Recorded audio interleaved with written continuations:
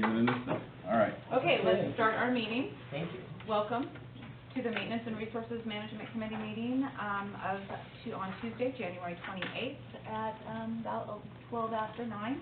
Not bad. Yes. Are there, let's do introductions. Monica Reyes, Recreation Manager. Rem Scherzinger, NID. Ricky Heck, Director. Nick Wilcox, Director and new member of I know, MNR. Me too, I never been here either. Oh, okay. Yeah. And we've never been on a committee together, so I thought this would be fun. Well, we should be fine. Yeah, so who was on it last year? Chris and Laura. Laura and Chris. Jeanette Austin, NID. John Norton, Division 5. Catherine Longshore, NID. Mesa King, NID Watershed Program. Frank Jones, NID. Mike Tasner, Indian Springs, Virginia. Okay. Do we have any public comment on items that is not on the agenda? Seeing none, we will move on to item number 1, approval of the minutes of the November 11th, 2019 special meeting. None of us can do that. Well, neither of us there. Now, the minutes mostly dealt with recreation rates, and I am correct, that we adopted those at the full That's board what I level. thought. Yes, we did. And so, given that, I have no problem, given that we've adopted these rates, Yeah, I have no I kind of felt problem. the same I way, have no yeah. problem All right. with approving the minutes. So adopted. Okay, great. Any public comment? Okay. Moving on to item number 2, Master Stewardship Agreement with the USDA Forest Service. Greg? Yep. Are we going here? Yep. Okay. Good morning. Good morning. Or shall I say? I come before you to stand behind you? Yeah. I know, it's a little kind of Eh? wonky. Yeah, it's not in the right spot. It's not in the right spot. Should I move back towards? Yeah, those 2 chairs are supposed to go away, and Okay. supposed to be. Well, let's just do this a little bit. I come before you to stand behind you. I know, it's a little- And that's as far as it goes because it's taped down. All right. We'll go from here. Good morning. So we are bringing forth to you today a master stewardship agreement with the Forest Service, the National Tahoe Forest Service. This agreement essentially, Nasa knows, she can talk specifically about a lot of the activities that we intend to do with this MSA, but in general, kind of the high-level piece of it is it's an agreement between NID and the Forest Service that says if we're doing work on an adjoining boundary, an abutting boundary with NID property and the Forest Service, we're doing timber harvest work, we're doing tree thinning, we're doing anything like that, that this agreement allows us to cross into federal land and do the work there. Now, the timbers that we can harvest, the projects that we can create money off of the asset, those assets then become ours to sell and get money, but that money has to go right back into that same location. So we can't take that money and use it on another project somewhere else, right?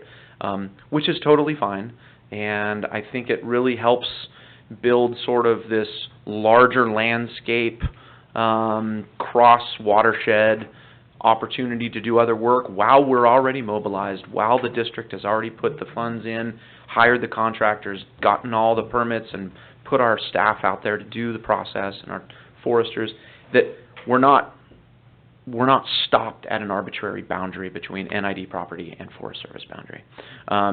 This service agreement, this master stewardship agreement does not bind NID. It does not bind the Forest Service to doing work if it doesn't make sense for us to cross the boundary and do something where we're at, or if it doesn't bind us to do that. So we would obviously assess and process if we're going to work in, say, Scotts Flat, the southern section of Scotts Flat along the Cascade Shores. We abut Forest Service lands right there.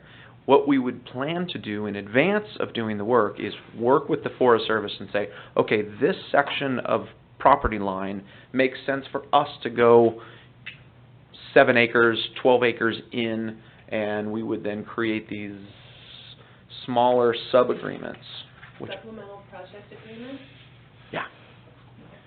So presumably it goes both ways, so that when the Forest Service is doing a project, they can come into our land. I don't think so.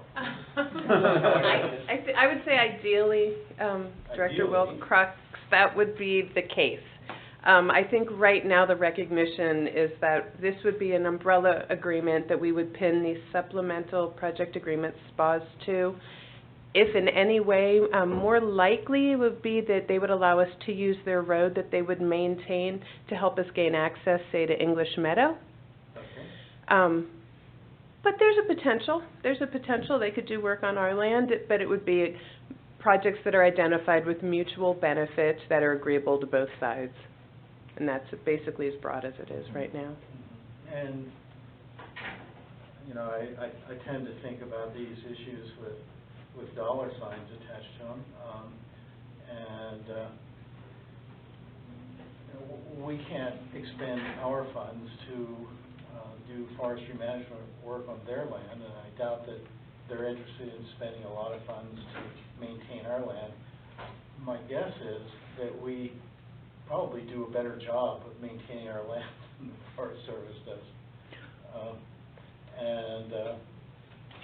So I'm just wondering how this is going to work out in the long run. I mean, I'm totally in favor of mutual agreements. I think that's a good way to do it. But I'm just trying to see it in terms of the practical projects that will come out of this. Well, the two I have in mind currently, one would be English Meadow. When you look at the English Meadow immediate watershed, the land ownership is comprised of lands that we own, Forest Service owned lands, and lands that SPI owns. If we touch all three, then we've worked on all of the lands that immediately surround that meadow, and that meadow is a pretty key hydrologic feature that we're already investing in, and we recognize the benefits of this. By working on Forest Service land, if we go in to do a selective forest thinning project, there is valuable timber on their land. As long as that gets to the mill, that money gets reinvested back into the project. That would be their investment in this collaborative effort. Our benefits is that by thinning the forest up top, we're definitely up within the snow zone. You get accumulated snow beneath these trees. There's hydrologic benefits that we certainly recognize that we want to achieve. So it may not be dollar sign, but it could be this so there's in-kind support, whether it's through their forestry staff. There's access through roads, there's access through Forest Service, there's value of timber. And project connectivity across the property line. Yeah. Which makes Absolutely, sense, 'cause yeah. you have to manage the forest on a landscape scale. And we own a little teeny piece of the forest, and they own a huge piece of the forest. Right. And hence you have a problem.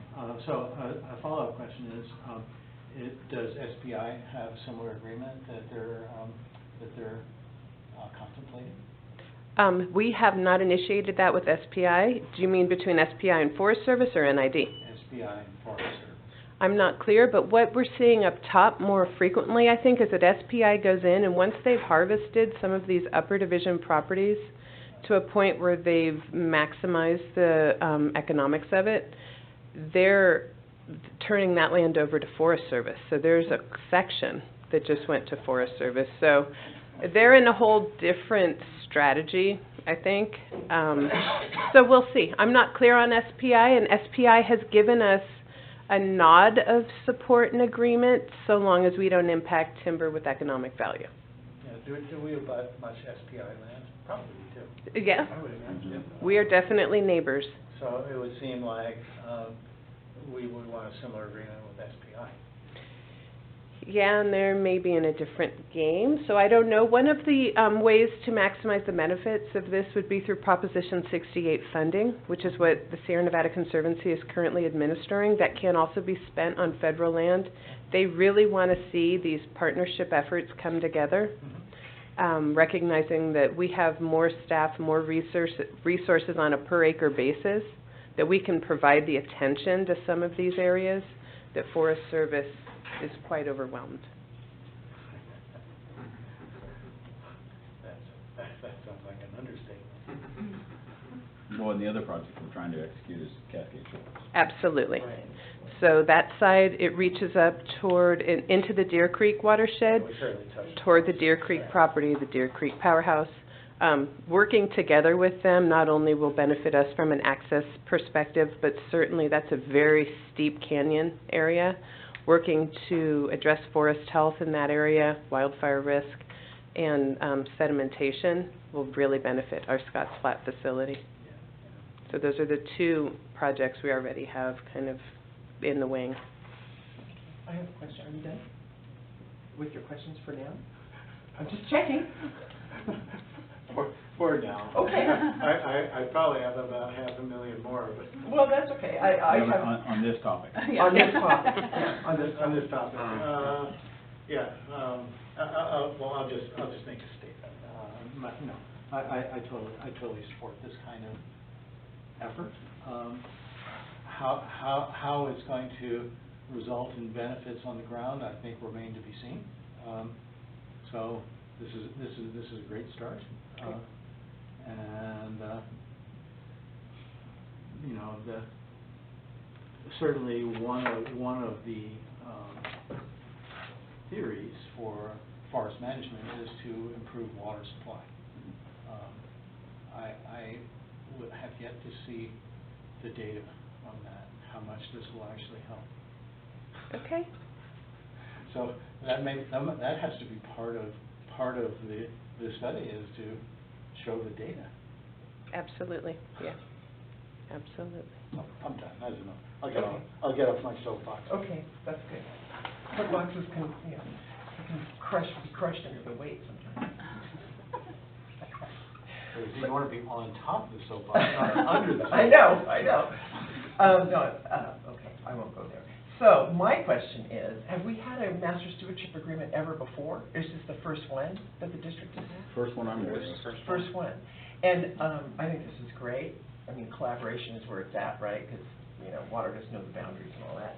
But I'm curious, how did this come about? Did they approach us? Did we approach them?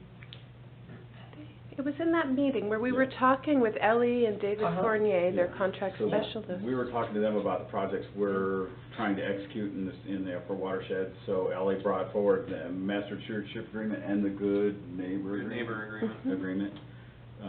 Both of them are essentially the same thing, except for where the money goes and how it travels.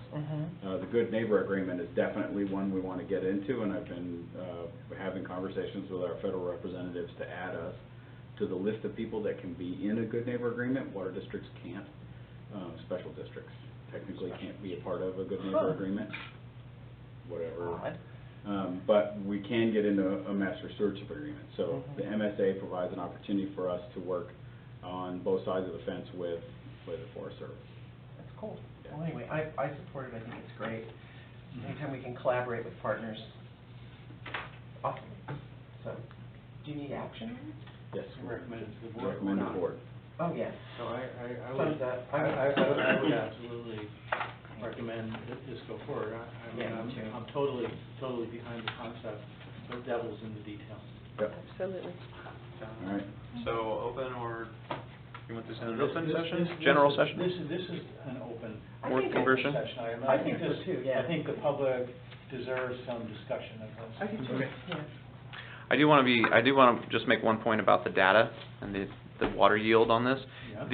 This MSA doesn't have anything to do with scientific applications towards projects themselves. Those are per project basis. Like, if, for instance, if we decide that we're going to go and do more of a landscape scale forest thinning effort, there's scientific funds available, right, to monitor, and we inherently, sort of intuitively, monitor if there's additional springs that pop up after we've done a timber harvest plan in a campground, right? But the data and the yield, I just want to be clear that that's not part of this MSA at all. Right, this is just an agreement. Together nicely. This is with your neighbors. just Yeah. being friends. But as we go forward, certainly, you know, It's just being friends, and there's no money attached. Well, That's and the there's point. maybe Think projects more- that come out of it, Yeah, yeah? this is a space that we build that we can bring projects to so that we can work together. Yeah. So the projects will carry with them potentially That's right. yield or spacing or, right, some of the other things that we're doing as it relates to our projects.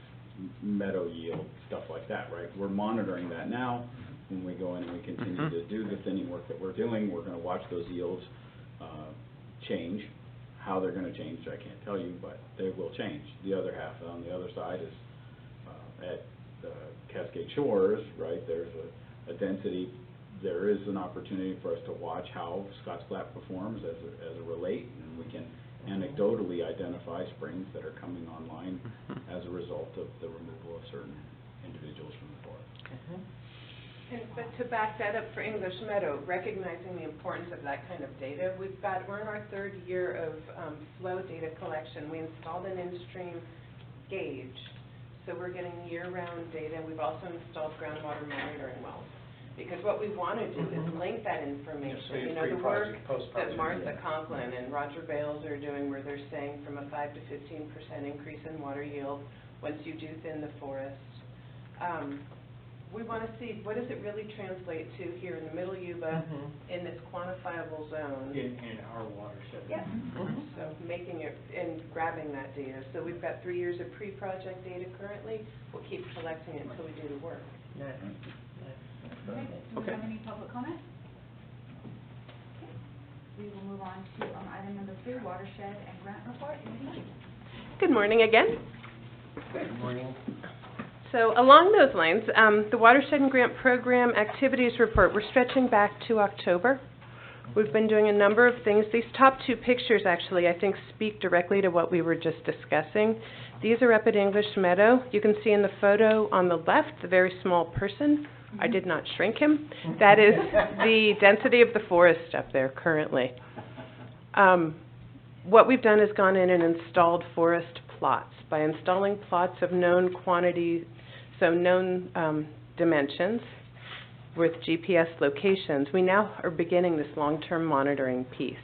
We use that type of plot data to do burn modeling, for instance, to then be really clear about what happens when a wildfire pushes through, what's the burn going to look like. Then once we do work, have we done enough to change fire behavior? And then we can inform when do we return to do continued forest maintenance. We've been working from the top all the way down. We've now completed, last time I think we discussed the Magnolia fuel break. That's between the Bear River and Lake of the Pines. That project is completed. The final step that we're waiting for is a CAL FIRE inspection. Once it's all buttoned up, we'd like to get you out there and take a look. It's a beautiful spot and it's a wonderful project. Another field trip. We have lots of things to look at, actually. Scotts Flat continues to be this gem that's just growing in beauty and facets. We've got 2 operators out there currently, Black Dog Enterprises and Robinson. We're doing approximately 150 acres this year of mastication on the Scotts Flat side, and we're starting to prepare the additional 150 on the Cascade Shores side. That project is grant funded through the Sierra Nevada Conservancy. The forest up there is really changing. I'm not sure how often folks have a chance to get up there, but when you go up there, we had on average of 2,000, you call it stems per acre. Anything from a tree to dog hair thick little trees. We're now spacing, we're seeing 40 feet between trees. We're seeing these beautiful crowns. We'll see healthier growth rates. We're working with our forester to go out and really quantify the forest. If we head it towards, say, carbon forest type modeling, we'll start to look at our growth rates. We'll start to look at how does a healthy forest behave. We've also got water quality or stream flow gauges in place to connect it to water yield. We will be working, in addition to the Scotts Flat work, we're working at Rollins Reservoir now as well. We have completed our work at Peninsula Campground. We have a few hazard trees we'll be removing this week. And then we've also decided, as I had indicated here, we had our final project at Peninsula. We've now moved those 10 acres over to Orchard Springs. We have a couple of areas that are very dense at Orchard Springs that we've been looking at for a couple of years, so we will begin work there this week as well to thin out the understory, create a healthier, more fire-resistant forest community. Our grant to the Sierra Nevada Conservancy USC for $560,000 is still pending. They have not decided on awards yet. We should hear during the first quarter of the year. And I think in general, with our outreach and collaboration, we're still engaged in working on updating the CABI, that's the Cosumnes, American Bear, and Yuba River watersheds. We have a large document called an Integrated Regional Watershed Planning Document, IRWM plan. We're updating that plan, and hopefully we will be done with it mid-year. It's been a few years in the making. And also we were able to attend a quagga and zebra aquatic invasive species monitoring and detection program training. Cameron Townsend, he's my assistant, went down to Nevada and attended a hands-on training course.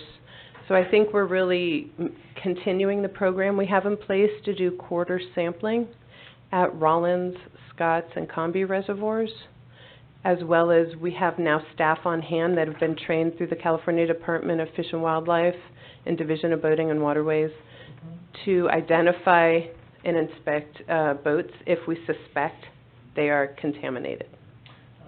John, Lake Wildwood is doing something similar? We have a much more extensive program.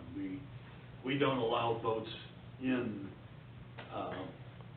that could possibly have been into an infected reservoir, and we put them under quarantine for up to 30 days to make sure that they don't have mussels before they could be released to the lake. Inspecting the boats just doesn't work. Because you can't see them. In monitoring, by the time you find them, it's too late. So what do you do? You just don't let them in. We have a zero tolerance policy. They don't come into the lake, period. But how do you know if, I mean, I guess I wonder, I take my boat up to Pyramid Lake and I bring it back down to Wildwood. How do you know, are you relying on self-reporting? No, we did that before. We have, if somebody takes their boat out, we put a tag around it. So if that is broken, it's been launched somewhere else. Oh, then they are okay, wow. immediately into a That's quarantine interesting. situation. Huh. So if they take it out to get it serviced someplace, leave it on the trailer, that's fine. They can get it back in. That is really interesting. Huh. And Lake of the Pines has a similar program. Because if you detect them in your monitoring program, you're done. It's too late. It's too late. Well, however, what I will say is that one of the things that is in our favor that's very significant is that the quality of our water is very low in calcium, and we have high elevation, very high quality water that's low in... colder. It's colder and it's low in calcium, which means that even if they were to be introduced at this time, likely they could not colonize. We have monitoring in place to detect attempts to colonize, as well as we continue to do the water chemistry sampling. However, it's an item, the programs we've looked at are other areas like Lake Tahoe, so it's less of a private lake or reservoir setting. It's more of a publicly accessible location. We're looking at how are they managing public inspection and response. So we've been looking at their programs, Clear Lake, similar. And Cal Fish and Wildlife is quite happy with the plan and the monitoring that we've created thus far.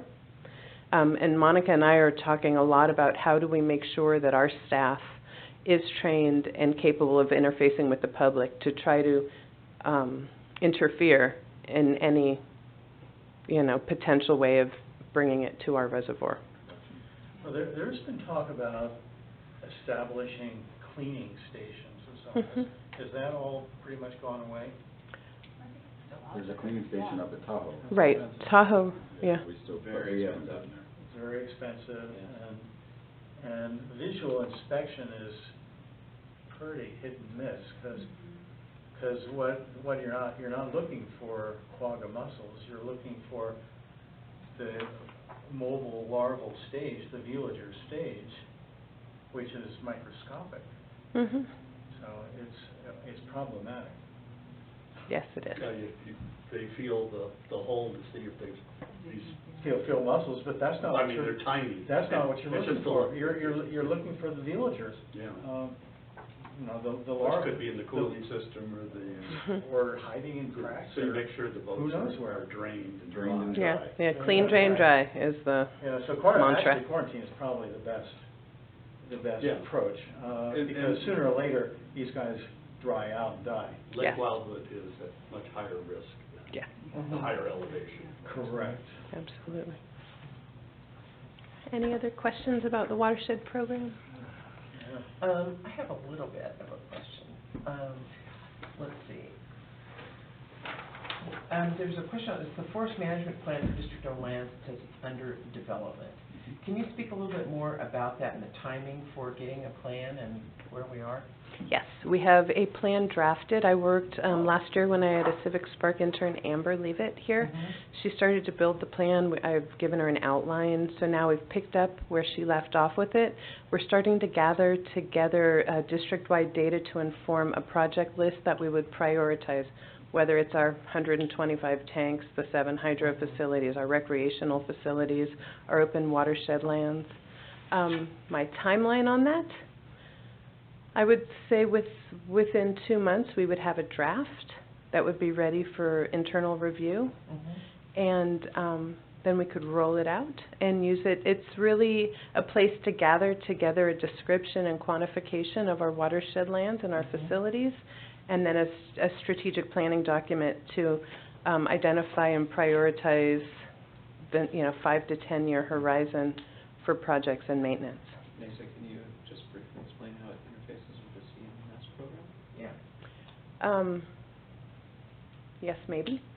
Or I can- So I can take a stab, but I'd love to have some help with that.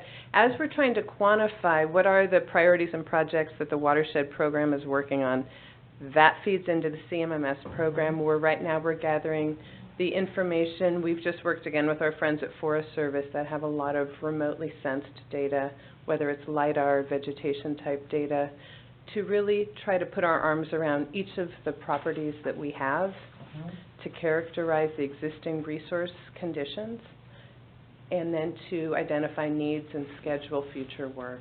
I would say that would be how I'd characterize what we're doing for the CMMS, which is a direct overlap with the discussion that's in this plan. This planning document is a discussion that describes, and It's super right. The only thing I wanted to add is just that as we assess the CMMS program, and you know full well what that is, the evaluation that the forested lands that NID owns are assets of the district is an element of the same thing as so is a fleet maintenance, so is a a building maintenance, so it's not the same thing exactly, but as we open up the CMMS program and as we start using it and molding it, it has dashboard opportunities, it has ways that we can strategize and prioritize and identify different areas of NID properties that we can treat, come back to, schedule to go back and maintain and keep moving that forward. So I just wanted to add that. Very cool.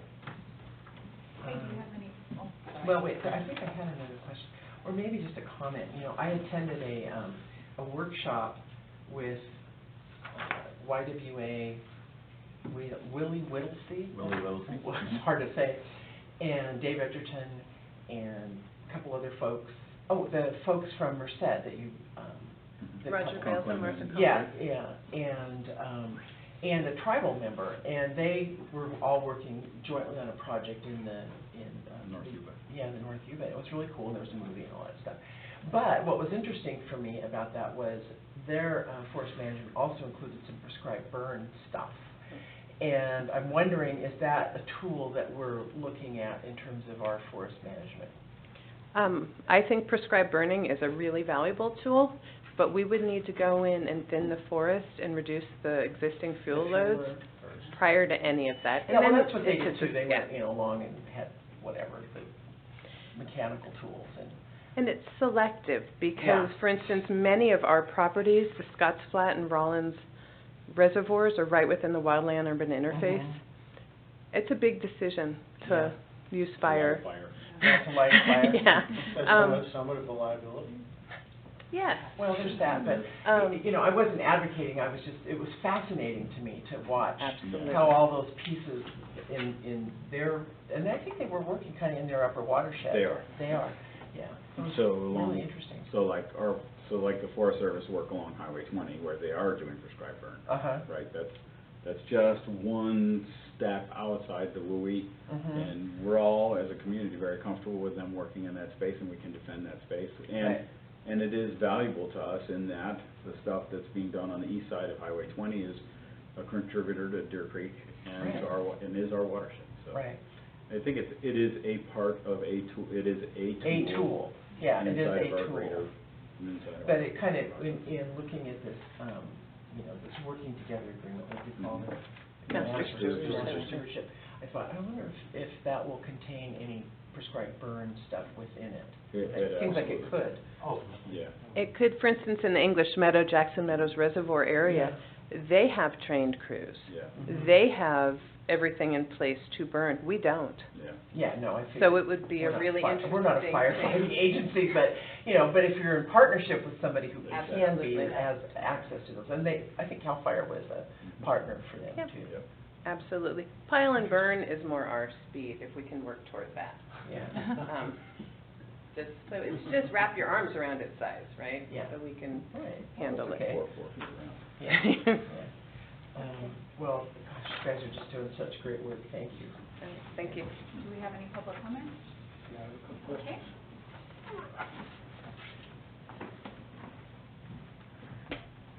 Mike Pasner, Indian Springs Organic Farm in Penn Valley. First of all, what's CMNS? Computerized maintenance and monitoring system, Computer Maintenance and monitoring system. and Monitoring System. And what does it do? It is a software package that creates work orders and tracks maintenance on equipment and assets of the district.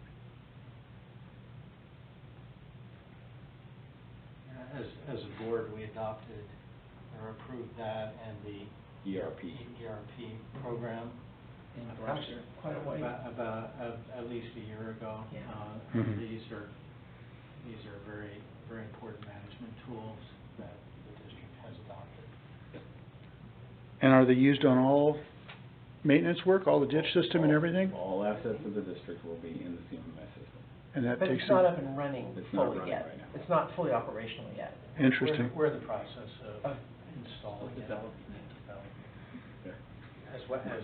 We're just in the install phase, right? We're in the We're install just trying to phase. put it on the server. Uh-huh. Do you use satellites? Is that how it works? No, employees are in the field either by phone or tablet. They get their work orders, they go through their work orders, and they complete their work orders electronically, and then that's all uploaded to the CMMS system, and the CMMS system then tracks and issues future work orders. Interesting. Yeah. Second question is, in these forestry projects, there you are, Lisa. How much herbicides are used? Are many herbicides used? Are any used? Presently, we're not, but, sorry, jump up. Presently, we are not, but it's something we need to discuss, because when we're doing mastication of some of the oaks, if the objective is to reduce the fire fuels as they bush back up, the live oaks and what have you, scrub oak, industry standard is to do stump spraying. So we're looking at how do we achieve the long-term wildfire risk reduction.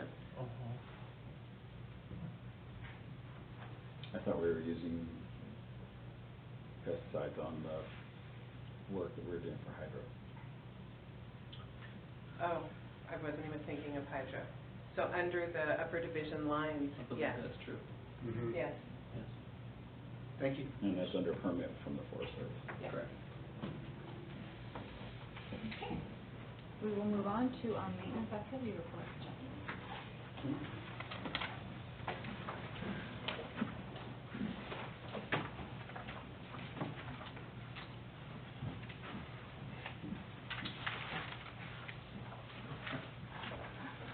A long way around. Yeah, I was thinking, Realize short that. way.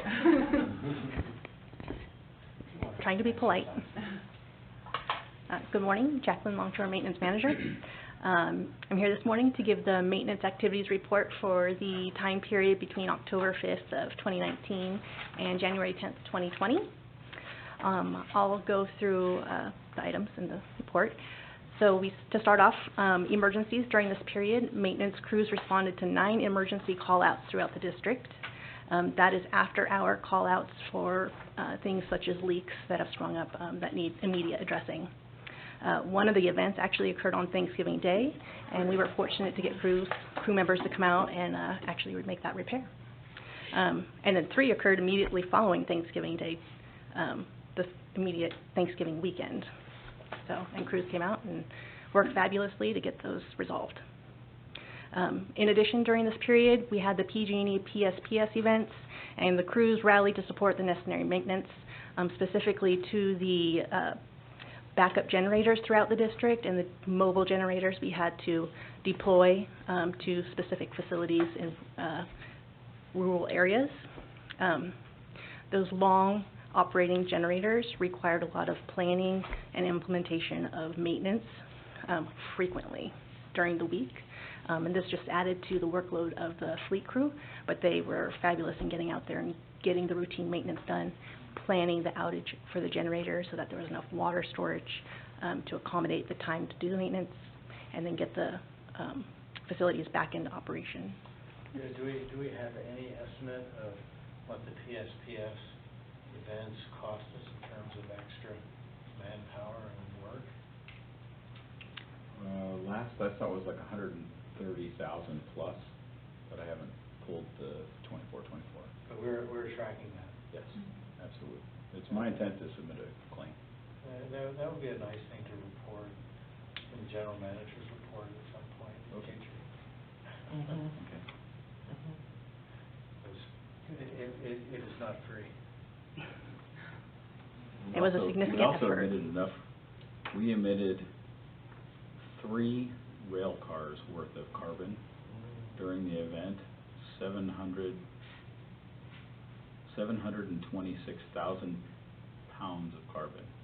Enough carbon that it will take a forest of 824 trees, like 5 years? 5 years. But there's no that's offset by the carbon that PG&E was not emitting. The assumption that their generation is carbon-based. Which partly is. Partly is 70%. But also the carbon that they're producing, right? 8 megawatts worth of generation at the Brunswick substation and 8 megawatts down in American Canyon. So we're substituting carbon emitting generation for non-carbon emitting generation. So it was a net carbon addition. I think so. Good way to say it. Anyway, sorry. That's okay. That's a diversion, We but digress. I'm just curious. I'm sorry, Jack. That's okay. In general, maintenance completed asphalt seal coating at 4 facilities. This is important to increase the life and longevity of our asphalt at our facilities. So that was completed at the Grass Valley Yard and Maintenance Yard, the Loma Rica Treatment Plant, the Lake Wildwood Treatment Plant and Access Route, and then the Placer Yard. And we'll continue that routine maintenance at other facilities. Crews also completed training, including compaction density training, water distribution operator and water treatment operator training, and training on the hazardous response trailer and equipment.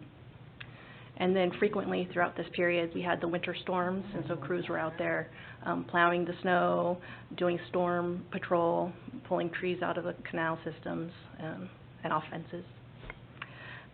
During this period, construction crew completed Penn Valley Phase 3 of the pipeline replacement project. And then they also began, did you have a question? Yeah, good news. And then they also began the Long Ravine Pipeline Replacement Project at one of the Rollins campgrounds. They completed, during that period, 3,670 feet of conduit, including electrical and water, 6 hose bibs, 3 air releases, 5 electrical pedestals, and site prep for the new storage tanks that'll be going in there. They also performed maintenance and locating of the Jackson Meadows Springfield water system up at Jackson Meadows Reservoir Campground.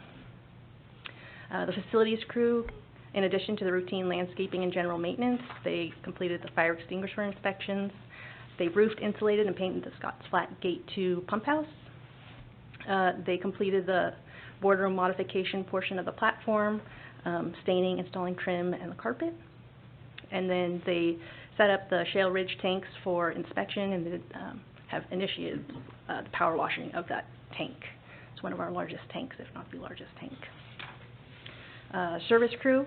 So in addition to completing a large portion of the 436 meter repair replacements and 31 service line replacements, the crew completed a nighttime planned outage in the very busy Sutton Drive that's adjacent to the Safeway in Grass Valley. They completed that with success, and then completed the leak investigation at the Loxley Lane intertie. Our plaster crew has been very busy with the annual canal cleaning and maintenance, tree and debris removal through the storms. They also completed a portion of the meter replacement and service line replacements in the North Auburn and Lake of the Pines systems. The canal crew also busy in their canal cleaning and maintenance, tree debris removal. They also continued to build up the berm of the Maben Canal, perform access maintenance at the Allison Ranch and Newtown canals, and installed a large section of pipe on the DS extension. The South Yuba Canal, they've been busy working with PG&E, gathering and documenting all that institutional knowledge from the crews that are currently working up there, gathering that knowledge that's related to the facility and the operation and maintenance so that we have an effort of seamless transfer when we get that to perform that operation and maintenance. They also worked with the engineering department to collect drone footage along a majority of the South Yuba Canal. And then, again, patrolling with PG&E and developing the relationship with the hydroelectric department staff. Vegetation control crew completed advisor and applicator state-required continuing education.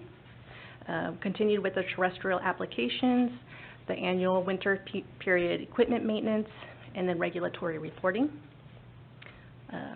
They also initiated the Phase 3 study and applications and monitoring of the Opportune and Weed Slayer products. They've been initiating that at the test sites, including Auburn Ravine Canal and Wakami Phase 3. The first application was on December 5th, and the second on January 10th. The third application is set for this week. And then our fleet crew, in addition to all the work we talked about with the PSPS, they've been very busy. They did 89 vehicle services, 29 equipment services, 9 regulatory inspections. And then again, to emphasize the work that they did was instrumental in the PSPS getting us through that. So, and with that, any questions?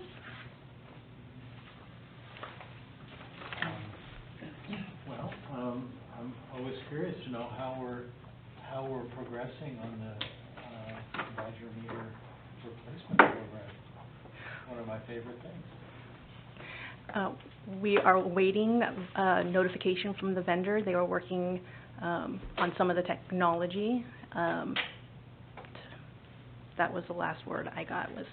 So as soon as the technology is complete, there was some testing I'm aware of that they were making sure that it was ready to deploy and for our purchase. But we've already installed like 3,000 or something. Oh, the total thus far. Okay. Yeah. So I think what Jack's talking about is we have the capital program that we put $200,000 in, not just the remove and replace ones. Correct. That project's moving forward. The endpoints, the telemetry device, the cellular device, Badger had a single source cellular device. We wanted a multi-source cellular device because we want Verizon and AT&T to be able to communicate whichever network we're in. They have now, well, it was November, October, they now have the endpoint that does that. They have given us a couple of them to test in our system to make sure that it works. They're making them in Nogales, and we'll have them to In New Mexico? Nogales? Nogales or Solomon? Okay. Where's Nogales? I don't know. No, it's not in Texas. I think it's Arizona. So we'll have those shortly, and then that project will move forward, and that's 2,500 meters. So that'll take us to almost 8,000, not quite half, but we're getting there. That's great. Yeah, because we can't buy the MXUs on eBay anymore. Yeah, that's where the vendors for our existing meter system are no longer sending out the telemetry, they're no longer selling them, our older ones, so we were buying them from other water districts, the salvage ones, off of eBay.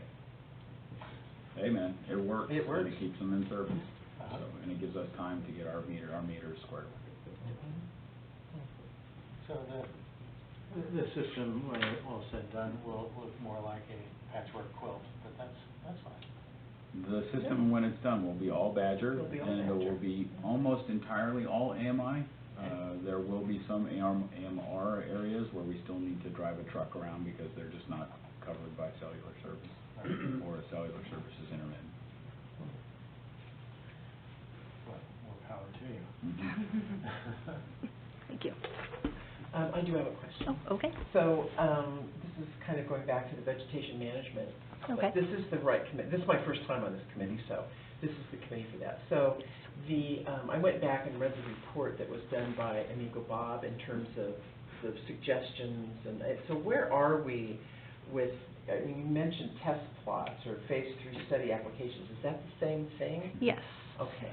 So from phase 2, we did take the top recommendations and the top products that were available, and now we are in the phase 3, using them internally as a district and running the project. Before they were smaller test spots, like 10 by 10 foot, and so we're taking this across, I don't have it right in front of me, but a greater length of the Yeah, I canal. remember his recommendation was to do it in a larger area. And Yeah, and we are doing monitoring to the same protocol, and that was developed in phase 1 and phase 2, so we will bring that back with that information. Is still involved in this project? Not at this point. This phase 3 was intended for NID to take it internal and perform the applications ourselves. Yeah, but I think he's fine. I mean, Is he? he goes in and out. I saw a picture of him the other day in some, I don't know, he was in Sonoma or something, having a good time, so. He looks good to me at that. Okay, that's good news. All right. Yeah, he's still connected to the project, but now we're at pilot scale, so we're... Well, it's just good to know, because I hadn't been able to follow where we were. Yeah. So this will be it, the place to do it. Okay. Thank you. Okay? Do you have any public comment?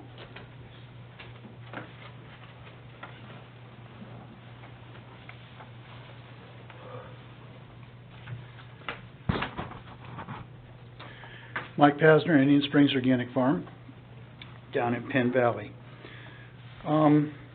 Good morning to everyone once again.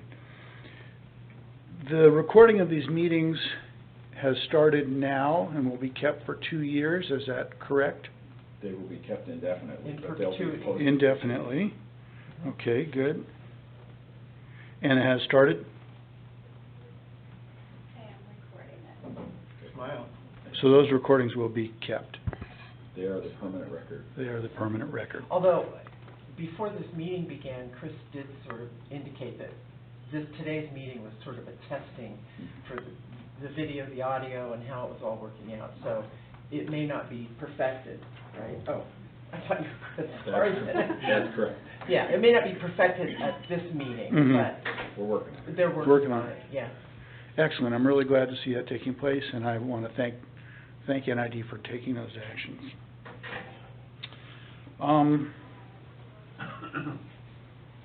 That's that one. Number 3. Okay, so at one point last year, there was $20,000 budgeted in the Maintenance and Resources Committee to research toxic effects of elemental copper dripped directly into 250 miles of irrigation ditches. That money was never approved in the budget, is my understanding. Correct. Is there any action being taken on elemental copper to research it and understand? Not at this time.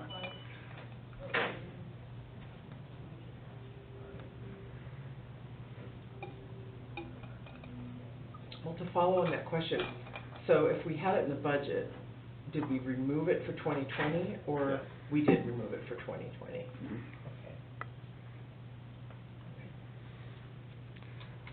Next question is, there was $30,000 was budgeted in the Maintenance and Resource Committee to research the viability of cleaning ditches with rubber tracked excavators versus aquatic and terrestrial herbicides. Where's that at? Is it moving forward? Is there any action on that? That money was removed from the budget.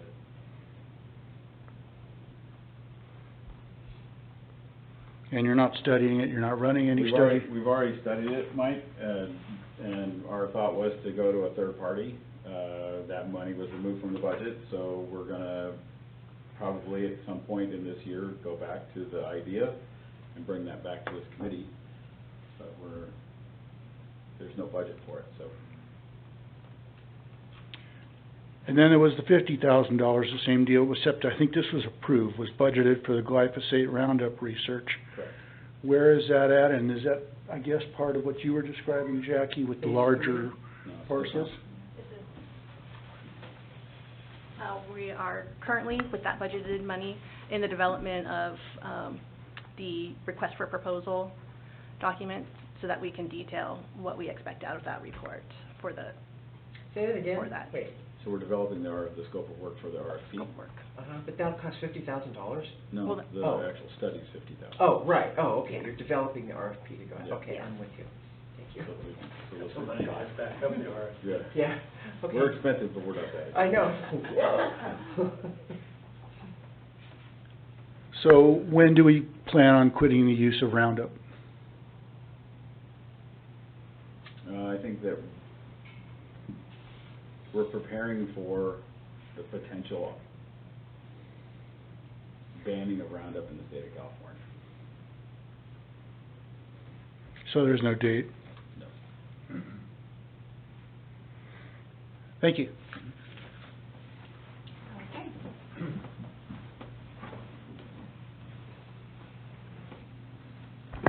John Norton, Division 5. I was interested in looking at the data on emergency call-outs and knowing that that can be an expensive proposition and a nuisance to the customer as well.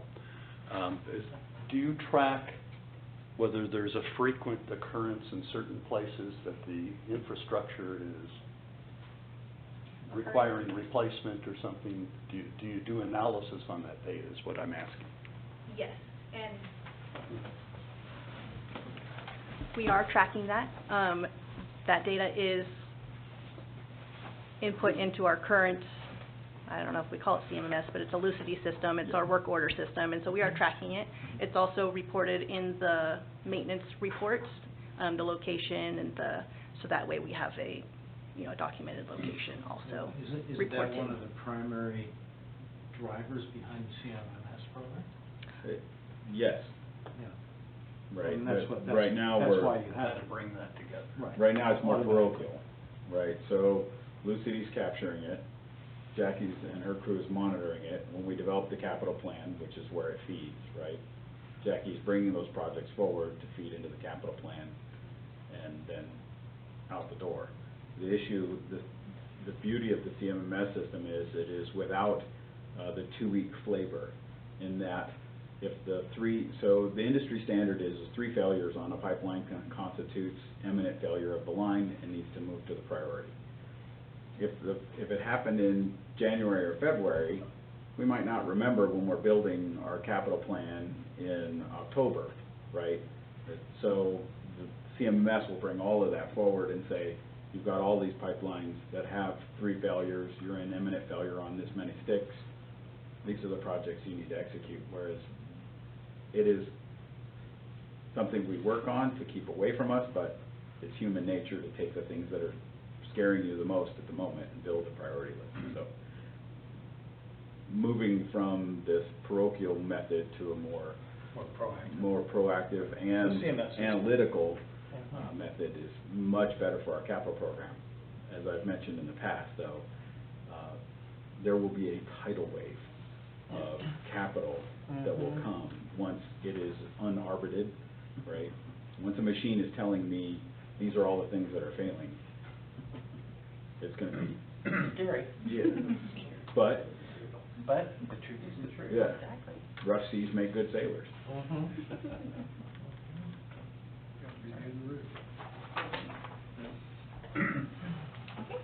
Move on on to the recreation report.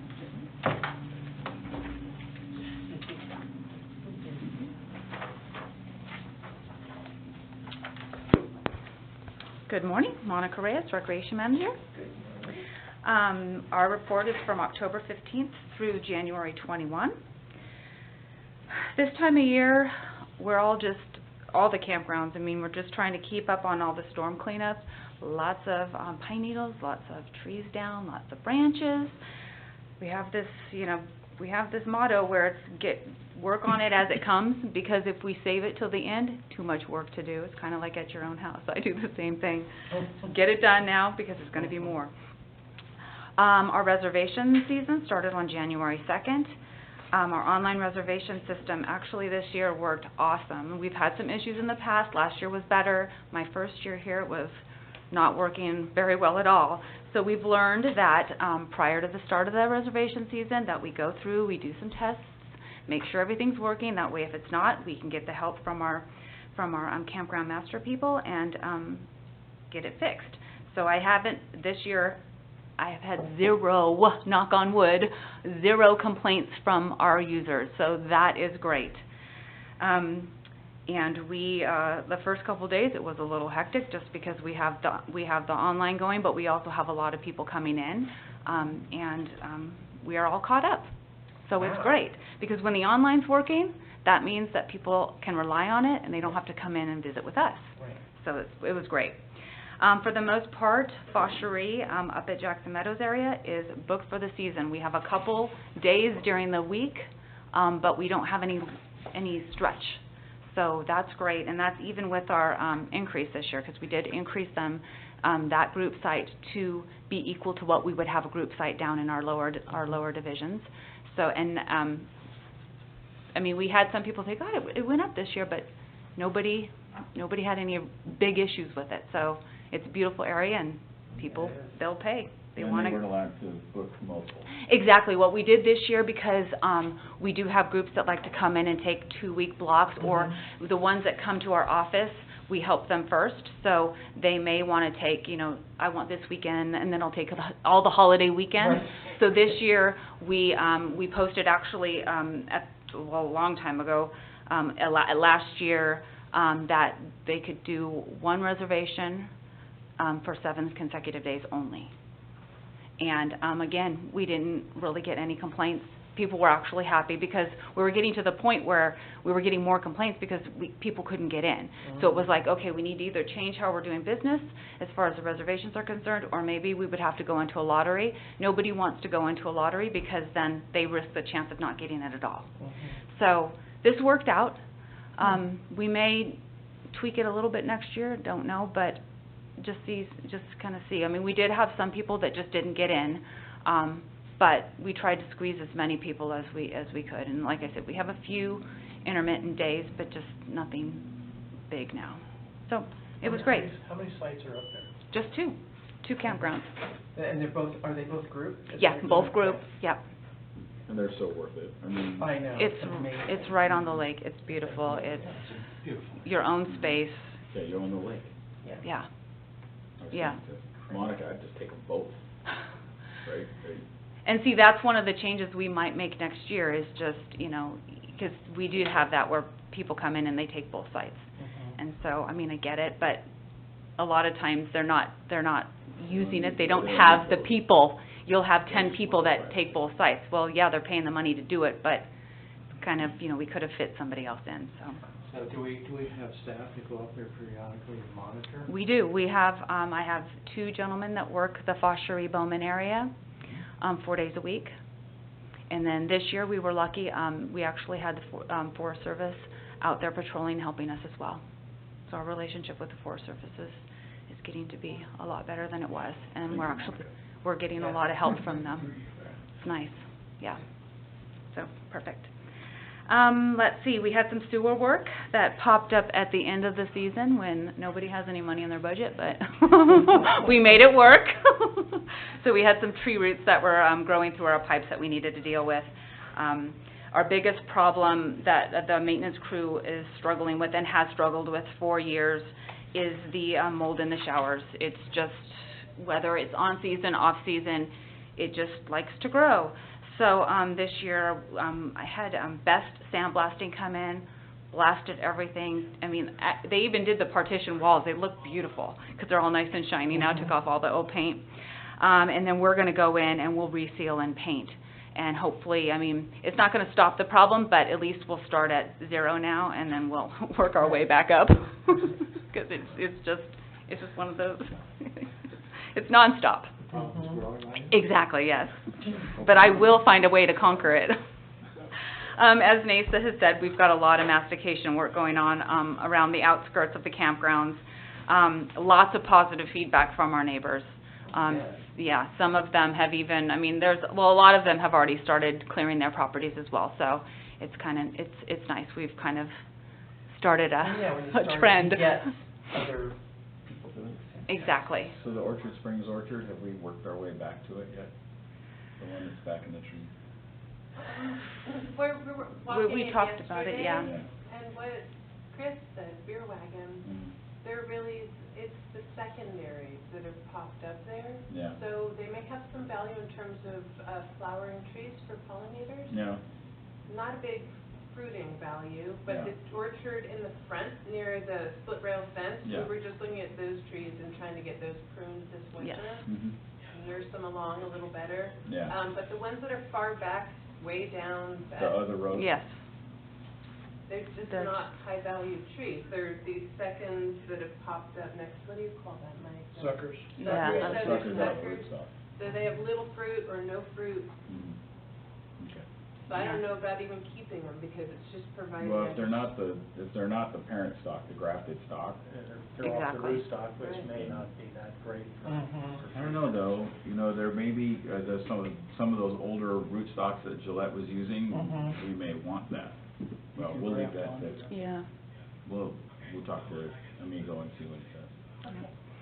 And then finally at Scotts Flat, we had the California Conservation Corp. They were doing some work in Nevada City and Smartsville, November, December. Needed a inexpensive and just a space for themselves. So we opened up Gate 1 for them, brought in a little bit of extra revenue since Gate 1 usually isn't open during the winter months.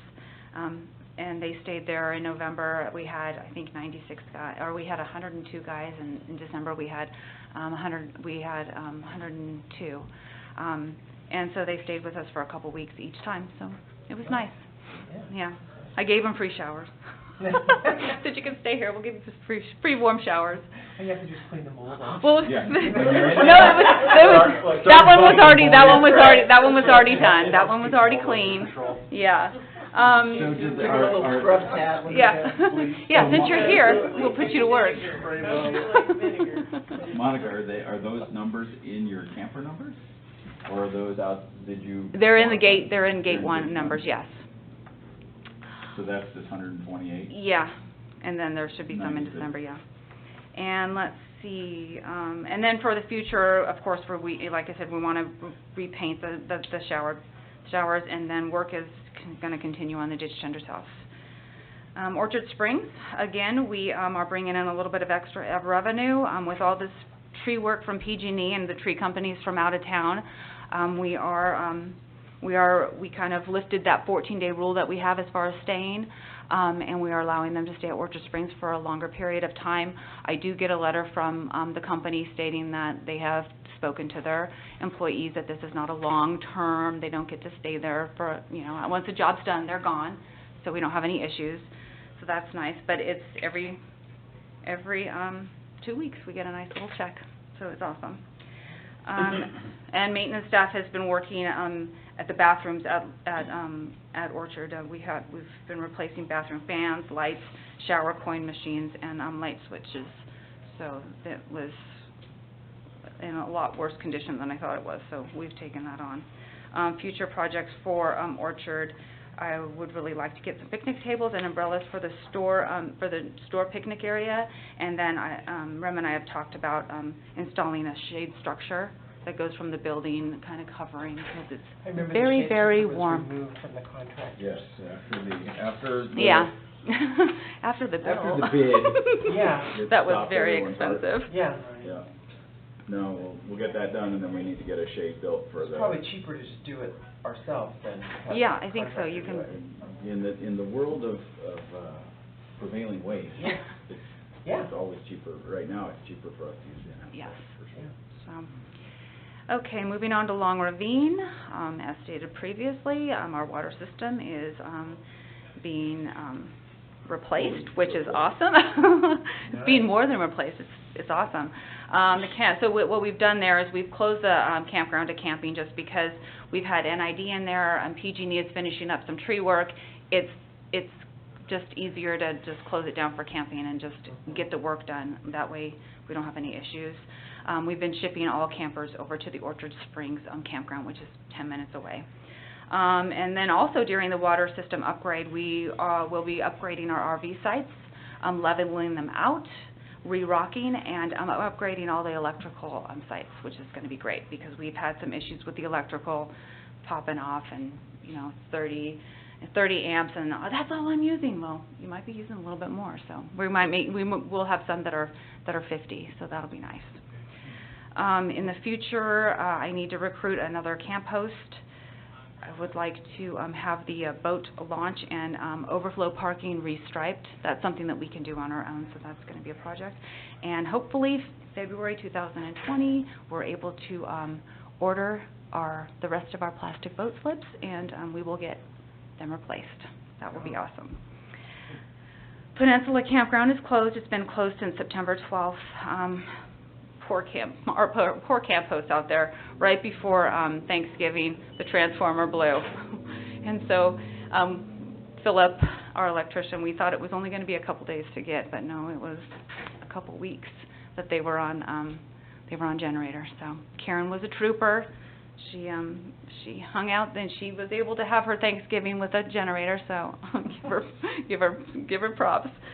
And we are having, staff is out there fixing some leaks in the bathrooms and updating the shower coin machines.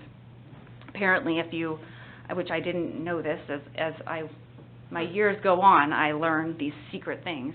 You could take cold shower for free, so we're changing that because it's, yeah, exactly, that was. So we give it to them for half price? They have to pay. We're pumping that water, though. But, so we're fixing that. So if you're taking a shower, you need to pay whether it's hot or cold. Wow. Yeah. In our upper division, Jackson Meadows area is closed. We have completed and sent in our 2020 operating plan for their authorization. It's just something we do on a yearly basis to kind of show them what our plans are for the upcoming season. And we're just waiting for a response. I don't anticipate them turning it down in any way. It's just a matter of getting it signed. Future projects up at the Jackson Meadow area, we need to work on we need tree work up at the sawmill disperse sites. I know that Forest Service went in and did some tree work, but we need to go in and kind of finish it. And we also need to put some stumps where we need to block some access, because we've got a lot of camping going on there, a lot of cleanup. Yes. It's been a while since I've been on M&R. It's nice to be back. Yeah. So how's that going up there? Because the Forest Service was running it, and then we took it over. And how's that transition going? I want to hear the high level. Go for it? I want to hear the high level take on that. Actually, my first year, because I'm going on my fourth year? Yes, my fourth year. So my first year, we were not friends. NID and Forest Service were having a very difficult time getting along.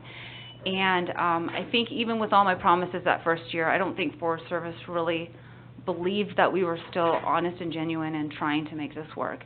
And so we worked really, really hard my first year, and I think we gained a lot of ground. I think second year was awesome, and last year was perfect. We got our 3-year, they were barely giving us a 1-year contract. Barely. We were having to fight for it. For this coming year, we got a 3-year contract with a potentially 5-year extension. So we are doing really, really good. I have contacts, yes. So, one, I think, you know, we inherited A our lot of campsites problems. and their campsites Mhm. in a degraded condition. They weren't operating them to their own standard. Mhm. As soon as we started operating them, they immediately snapped to their standard, and it was like, wait a minute, hold on. Right, you guys aren't doing the tree thinning, you guys haven't taken care of the bathrooms, you guys haven't taken care of all this stuff, and we were kind of on the go, trying to catch up. And Peggy struggled in that space to try to overcome. I think, in the beginning, right, they weren't interested in us taking over the contract. Mhm. They were hostile. Yes. Yeah, so the first couple of times More was active kind of a, Yeah, was a gotcha mode, right? So it was like, oh, there's dirt on the wall, or, you know, Or mold in the there's bathroom. mold Yeah, in the no, bathroom. totally. And so we've really been able to get to a place where not only are the facilities miles better than they were, they're now being operated at NID standard, and which I think supersedes Forest Service standard, and we're doing it and making money doing it. Mhm. So, Yeah. back in the bad old days, The bad old days. Mhm. we were basically paying them a bunch of money.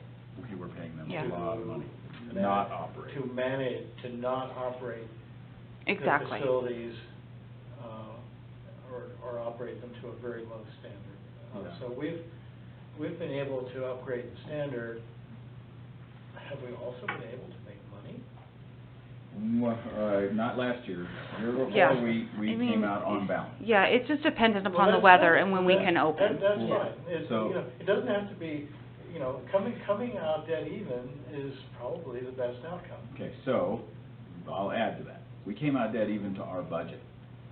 We are less than the amount of money that we were spending with the Forest Service to operate our facility. So we are now So saving Yeah, that's we're- the critical yeah. question. over $100K. We kicked them out of there because we thought they were doing a crappy job. No, Well, no. I don't think that that's necessarily the line I want to strike. We're just among Videos. friends. Yeah, I think that. And the public. Yeah. And the public. But, And so I think but that's the truth.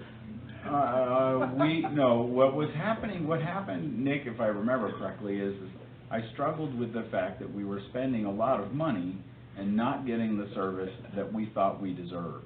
Or thought we were paying for. Exactly. Exactly, and I knew, given the work that Peggy had done, that we could manage our recreation.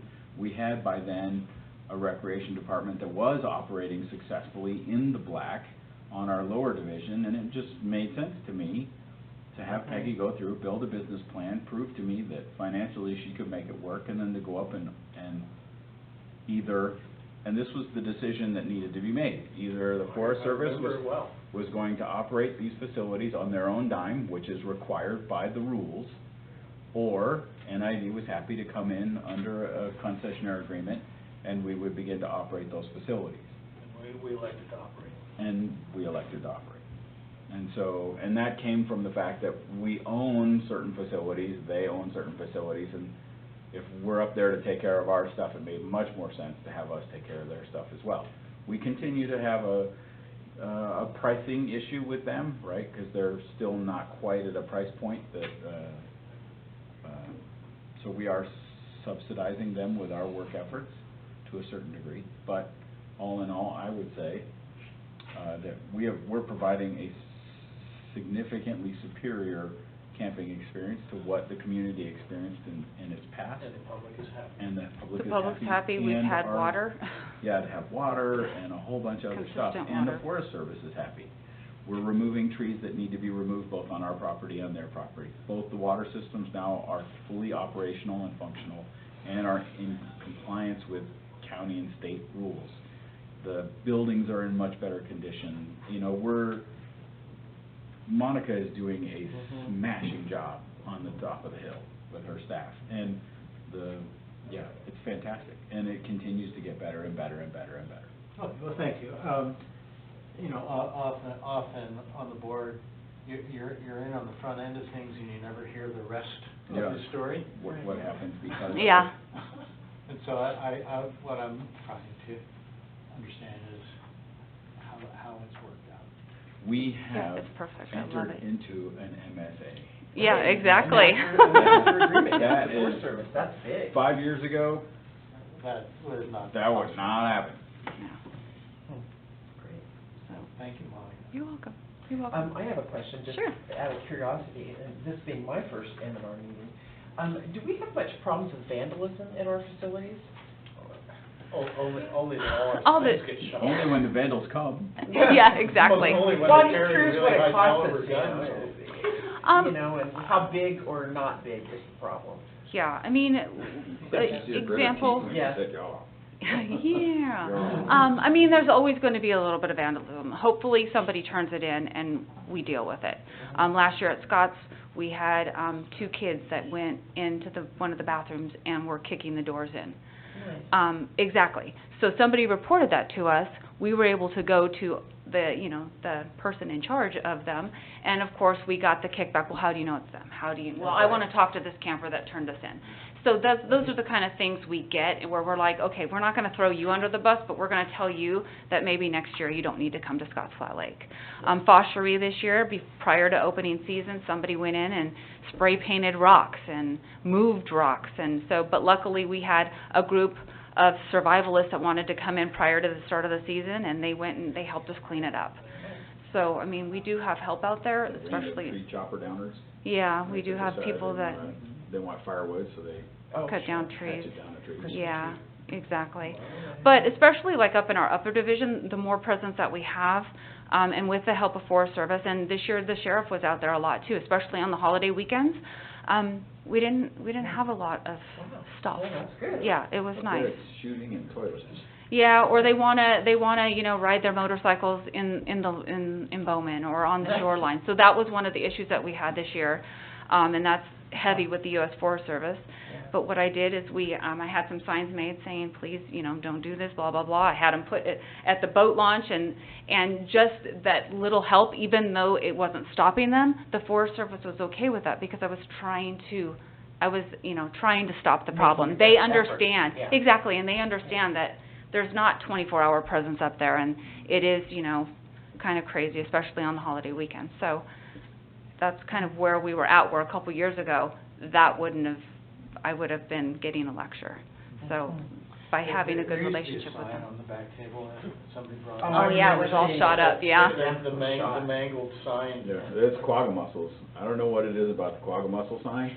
They hate those signs. Yeah, they They'll do. leave the don't start campfire sign, they'll leave no parking signs, not that there isn't 1 or 2 bullets in it, but the quagga mussel signs, they eliminate them. Yeah, they don't. I mean, just destroy them, and you're just like, dude, what is wrong with you people?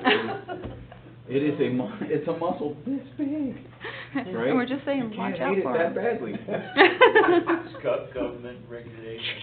Yeah. Yeah, Thank you. Sounds like you're doing You're welcome. a fabulous job. I'm trying, it's awesome.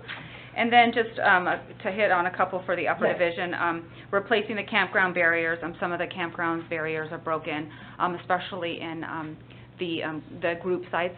So we want to repair all those. It was one of the projects we had on our list for last year, but we didn't open up until mid-July because of all the snow, so it just didn't happen. Because once you get campers in there, it's too hard to work around them, so you have to push those things off to the next season. And then ensuring that we do have 3 camp hosts up there. That is one of the things that the Forest Service is requesting. Last year, I had 2 for the whole season, and then I had 1 intermittent. They get over to the wood campsite and, I have to turn in my trailer. The person I was going to buy it from, they want it back, or there was always an excuse. So hopefully this year I have somebody for the other side of the lake, over at the wood camp. I always have somebody that wants to work East Meadows and Pass Creek. It's just the other side is difficult, but I will figure that out, even if it's... 10 minutes on a paved road. I know, yeah. And combi is all quiet during the winter. We don't really do a lot out there. There's no monitoring or sticking. For future projects, we still need to determine and start a cleanup process for all the non-authorized encroachments. I will be working with Doug on that and Mary Ann in our encroachments department to really get that going because, again, we're starting into a new season. I do have at least one gentleman that clearly has, space and clearly even with the new rules that we are designing, can have a boat slip, and he really wants a boat slip this year, so And hopefully. maybe at some future, M&R meeting, you can review the whole COBI situation. We did, and Yeah. I Yeah, I was here think for that was, but presentation. it wasn't in M&R though, It was the full board, I think, yeah. and saw all the encroachments. All the and- encroachments. Yeah. Yeah, we did see that. Yeah, I think that, and it also went through the engineering committee, yeah. Well, anyway, I've seen it, but, Okay, yeah, so I'm aware of it. I've been there, Well, but it'd be done that interesting as for well. this committee, Yeah. once you guys are ready with your. Exactly, bring it here, yeah, Do it here. yeah. Okay, great. And then Greenhorn, we do have a concession, we have concessionaires there, Mary Ann and Mike Lucera. They're kind of in the same transition as we are, cleaning everything up for the winter and making repairs, getting ready for the next season. It's just, it's nonstop. So what do you see as the long-term prospects of that concessionaire? Is he gonna be there forever, or are we gonna be taking that one too? Well, my wish would be to take it over, but. They're a direct to the Forest Service. No, they're on their own, yeah. They're our concessionaire. Oh, I get it. They're what we had for Sure. 50 years. So then, are they in a long-term contract? Yeah. That expires at a certain Yeah, point? they have like Well, 19 more years, 18 more years. Is it 18? Yeah. 18? Yeah. Yeah, it was a lot, yeah, before me. That long? Well, that was kind of my question. Yeah. I mean, they- Is it assignable? Are they gonna assign it to family members It is and not be assignable. part of their Mm-mm. trust? Well, when they do a reasonable job. I don't have any judgment about it one way or I the other. think Well, they, compared to Long Ravine. We're much happier with our business relationship. No, Long Ravine's now getting with good. Lucera's. Compared to the past, Long Ravine and Orchard were Horrible.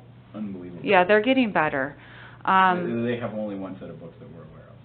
Yeah, yeah, That was my understanding, is that we had to buy out those other concessionaires, because they're running drug infested Yeah, there was one that. homeless camps. Yeah. Yeah. Sad. yeah. So, I mean, I think at some point, we should think about it, just because it is, He's being very good.